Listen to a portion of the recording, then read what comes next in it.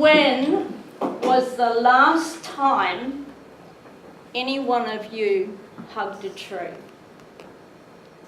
I can see by your faces that you haven't. Why not? Why hug? Why not?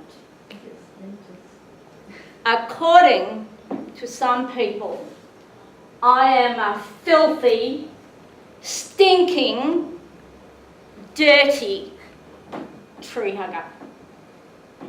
Hard to believe, isn't it? That's how I've been described. Described as such because of my passion for trees. And today, because I knew all of you would be guilty of not hugging a tree recently, I went around and hugged one for each and every one of you. Why would I do that?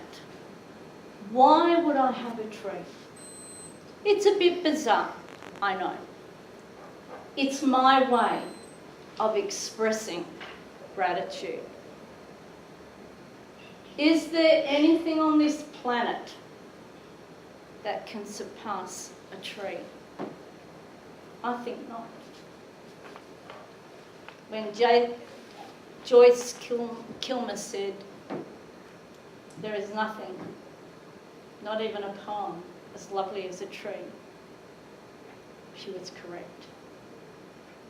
Now, I'll treat you like children. Let's start at the basics. What is so fantastic about trees? I walked around today and I thought, my God, what sort of thing could produce a flower as intricate and amazing as this? And of course the bees and the butterflies were all whizzing in and out. And I thought, nature is just so marvellous. And when you have a look at this flower, you will see what I mean. There's never a day that goes past when I don't look at this flower and find something different about it. And we have variety. We have colours. We have shapes. We have forms. And each and every one of them is unique in its own way. Even our jacarandas that are flowering at the moment, if you stop and have a look, they're the most intricate little tubules. And then, of course, we have the tiny, tiny flowers of blossoms as well. How good are you compared to a tree? Not even in the race, sorry. And what about the leaves? The diversity, all the different sorts of leaves that we can find on trees. Is nature incredible, or is nature incredible? The colours, just amazing. And of course, when they have finished on the tree, they fall to the ground and they protect our soil from the heat, and they provide habitat for other species. Amazing. And what about the range of seeds that they produce?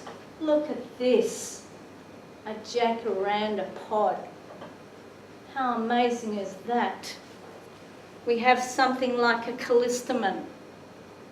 And again, the variety of nature.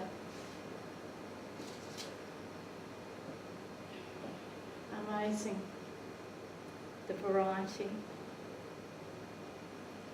And of course, we have trees that provide us with fruit, if you can get there first, or in our case, beaten by other species.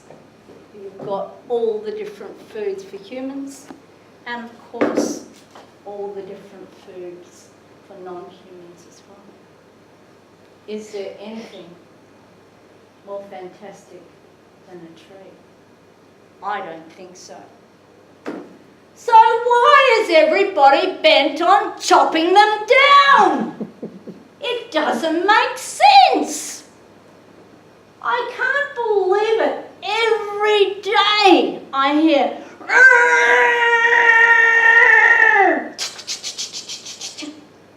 as the chainsaws and the shredders mulch them up into mulch. Is it an act of insanity? I get it. We're all fire phobic. But what happens when that phobia compels us to get rid of the trees on our planet, as we are doing now? If you live where I live, you will see that the area is fast becoming a desert. And I live in the hope that the power will go out for a whole week when it's about 40 degrees Celsius. Because it's going to take that for people to realise that when all the trees are gone and you don't have any power, you are going to be on a planet that is like hell. How are we going to go about this? How are we going to stop the trees from disappearing before our eyes? Here's my solution. I want you to go home and look up all the information you can on trees. Once you do, you'll be as convinced as I am that we need trees on our planet. And here's the bad news. We need them more than we need people. You need to do your bit, or I'm telling you, loudly and clearly, you will be living in a desert, and you won't like it when the power goes off. Thank you.